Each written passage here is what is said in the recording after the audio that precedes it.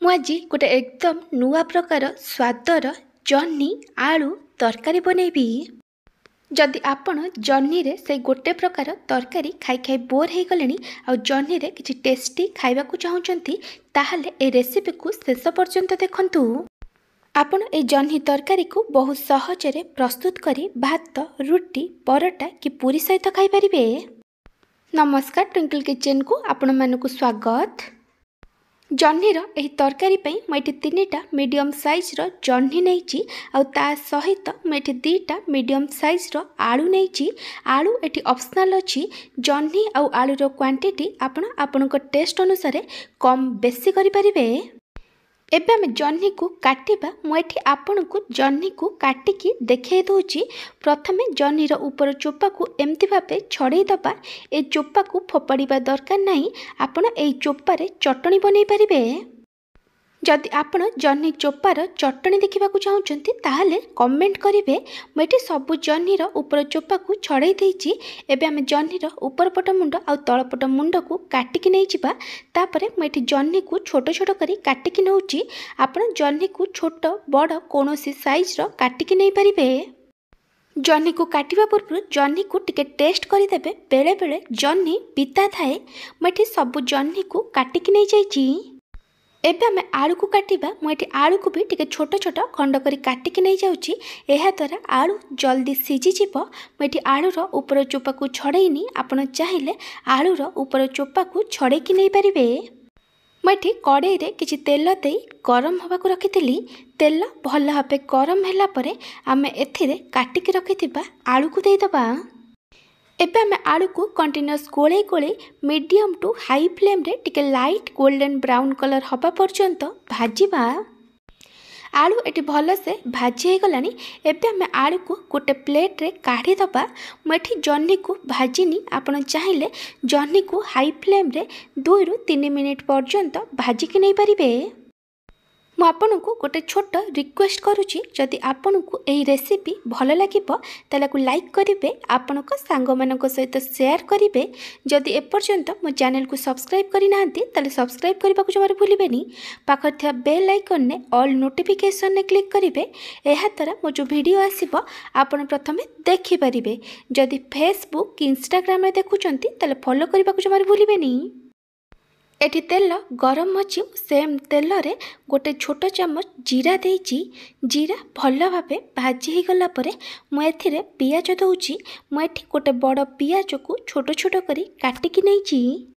ଏବେ ଆମେ ସବୁକୁ ଭଲ ଭାବେ ମିକ୍ସ କରି ପିଆଜକୁ ଭଲ ଭାବେ ଲାଇଟ୍ ଗୋଲ୍ଡେନ୍ ବ୍ରାଉନ୍ କଲର୍ ହେବା ପର୍ଯ୍ୟନ୍ତ ଭାଜିବା। ପିଆଜ ଏଠି ବଢ଼ିଆ ସେ ଭାଜି ହେଇଗଲାଣି। ଏବେ ମୁଁ ଏଥିରେ 2 ଛୋଟ ଚାମଚ ଅଦା ରସୁଣ ବଟା ଦେଇଛି। ଏବେ ଆମେ ସବୁକୁ ଭଲ ଭାବେ ମିକ୍ସ କରି ଆକୁ କଷିବା ଯେମିତି ଅଦା ରସୁଣ ବଟାର କଞ୍ଚା ବାସ୍ନା ପଳେଇବ। ଏଠି ଅଦା ରସୁଣ ବଟାର କଞ୍ଚା ବାସ୍ନା ପଳେଇଲାଣି। ଏବେ ଆମେ ଗ୍ୟାସ୍ର ଫ୍ଲେମ୍କୁ ଲୋ କରିଦେବା ଆଉ ଏଥିରେ କିଛି ଗୁଣ୍ଡ ମସଲା ପକାଇବା। ଗୁଣ୍ଡ ମସଲାରେ ମୁଁ ଏଠି ପକାଇଛି ଅଧା ଛୋଟ ଚାମଚ ହଳଦୀ ଗୁଣ୍ଡ, ଲଙ୍କା ଗୁଣ୍ଡ। ଆପଣଙ୍କୁ ଯେତିକି ରାଗ ଦରକାର ସେ ଅନୁସାରେ ଲଙ୍କା ଗୁଣ୍ଡ ପକାଇବେ। ଗୋଟେ ଛୋଟ ଚାମଚ ଜିରା ଧନିଆ ଗୁଣ୍ଡ ଆଉ 1.5 ଛୋଟ ଚାମଚ ମୁଁ ଏଥିରେ ଚିକେନ୍ ମସଲା ଦେଇଛି। ଆ ଜାଗାରେ ଆପଣ କିଛି ବି ସବଜି ମସଲା ନେଇପାରିବେ। ଏବେ ଆମେ ସବୁକୁ ଭଲ ଭାବେ ମିକ୍ସ କରି ଏଥିରେ 3ରୁ 4 ଛୋଟ ଚାମଚ ପାଣି ଦେଇ ମସଲାକୁ କଷିବା ଯେମିତି ଗୁଣ୍ଡ ମସଲାର କଞ୍ଚା ବାସ୍ନା ପଳେଇବ ଆଉ ମସଲାରୁ ତେଲ ଛାଡ଼ିବା ଆରମ୍ଭ କରିବ। ଦେଖିପାରୁଥିବେ ମସଲା ଏଠି ବଢ଼ିଆ ସେ କଷି ହେଇଗଲାଣି। ଏଠି ମସଲାରୁ ତେଲ ଛାଡ଼ିବା ଆରମ୍ଭ କଲାଣି। ଏବେ ଆମେ ଏଥିରେ ଟମାଟୋ ଦେବା। ମୁଁ ଏଠି ଗୋଟେ ବଡ଼ ଟମାଟୋକୁ ଛୋଟ ଛୋଟ କରି କାଟିକି ପକାଇଛି। ଏବେ ଆମେ ସବୁକୁ ଭଲ ଭାବେ ମିକ୍ସ କରି ଲୋ ଫ୍ଲେମ୍ରେ 2ରୁ 3 ମିନିଟ୍ ପର୍ଯ୍ୟନ୍ତ କୁକ୍ କରିବା ଯେମିତି ଟମାଟୋ ଭଲ ଭାବେ ସିଝିଯିବ। ଟମାଟୋ ଏଠି ବଢ଼ିଆ ସେ ସିଝିଗଲାଣି। ଏବେ ଆମେ ଏଥିରେ କାଟିକି ରଖିଥିବା ଜହ୍ନି ଆଉ ଭାଜିକି ରଖିଥିବା ଆଳୁକୁ ଦେଇଦେବା। ତାପରେ ମୁଁ ଏଥିରେ ସ୍ୱାଦ ଅନୁସାରେ ଲୁଣ ପକାଉଛି। ତରକାରୀ ପାଇଁ ଯେତିକି ଲୁଣ ଦରକାର ମୁଁ ଏଇଠି ପକାଇ ଦେଇଛି। ଆପଣ ଚାହିଁଲେ ପଛରେ ପକାଇ ପାରିବେ। ଏବେ ଆମେ ସବୁକୁ ଭଲ ଭାବେ ମିକ୍ସ କରି ମସଲା ସହିତ ଜହ୍ନି ଆଉ ଆଳୁକୁ 3ରୁ 4 ମିନିଟ୍ ପର୍ଯ୍ୟନ୍ତ କଷିବା। एटी 3 रु 4 मिनिट हो गलानी। एबे आमे को कवर करी लो फ्लेम रे 4 रु 5 मिनिट पर्यंत कुक करिबा जेमती जन्नी आउ आलू 50 रु 60% पर्यंत सिझी जिवो। मैं गैस रे गोटे कड़ई बसई गरम होगा रखी। कड़ई भल भाव गरम होला परे मु एथिरे 1/4 कप बादाम देइछि। एबे आमे बादाम को कंटिन्यूअस गोले गोले लो फ्लेम रे भाजिबा। बादाम एटी भल से भाजी हो गलानी। बादाम जितेबाला फाटिबा आरंभ करिवो आपण जानिबे जे बादाम भल से भाजी हो जाइछि। एबे आमे बादाम को गोटे छोट गिन्ने रे काढी टिके ठंडा हबा को दबा। मैं गोटे ग्राइंडर जार नहीं। बादाम टिके ठंडा होला परे मु तार ऊपर चोपा को छड़े देइछि। एबे आमे बादाम को ग्राइंडर जार दे दबा।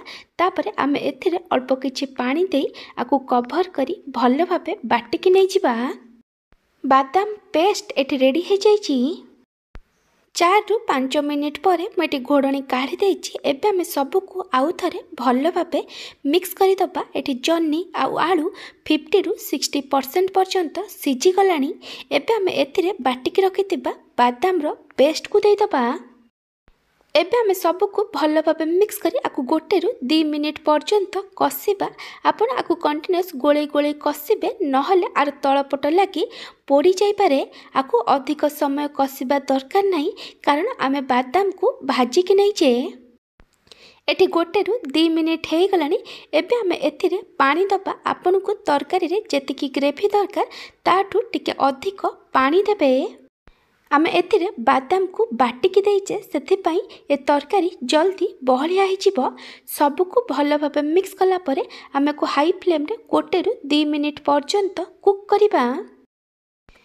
तरकारी एटी भल भाबे गोटे रु 2 मिनिट पर्यंत फुटी गलानी। एबे आमे सबू को आउ थरे भल भाबे मिक्स करी दबा। आउ को कवर करी लो फ्लेम रे 6 रु 7 मिनिट पर्यंत कुक करिबा जेमती जन्नी आउ आलू भल भाबे सिझी जिवो। 6 रु 7 मिनिट पर मुझे घोड़नी काढ़ी देइछि। मुझे आपन को देखै देउछि एठी आलू आउ जन्नी भल भाबे सिझी जाइछि। एबे आमे एथिरे अधा छोट चम्मच गरम मसला गुंड पकेबा। अधिक गरम मसला गुंड पकेबा दरकार नहीं।